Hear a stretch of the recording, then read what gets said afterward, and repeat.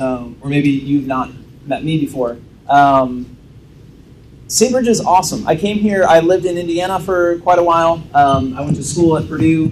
And we'll talk about this a little bit, I was a four-year rower at Purdue, studied organizational communication. I graduated from Purdue and went immediately into full-time ministry. And for about 10 years, I traveled around the country speaking and playing music for Catholic groups, which is what brought me to Richmond in the first place. I came out here to do a retreat, and they said, we're looking for a youth minister.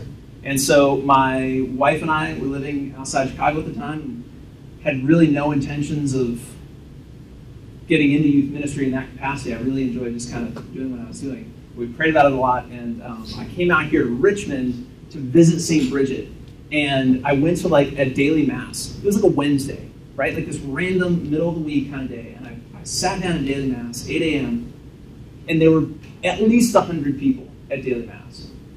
And I was like, that's pretty awesome. And at least half, if not more, of those people were, young, middle-aged professionals on their way to work, who took that time out of their day to come in and to go to Mass. And I was like, if these people are having children, like, this is the community I want to work with. That was the thing that really sold me on coming here to St. Bridget and moving to Richmond. And I'm so glad that I did. I really, really enjoy this community, the church. I really like working with Monsignor Carr.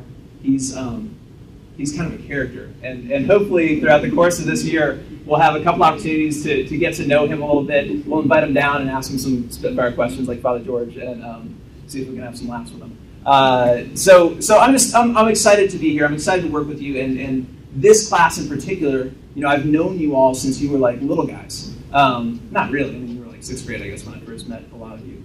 But now that we're here in 10th grade and growing up and entering into that young adult phase, and just like life is changing and we're maturing, it's so cool to work with you, and to work with you in such a specific way in preparation for the sacrament. Preparing for the sacrament of confirmation is one of my favorite things in the whole world.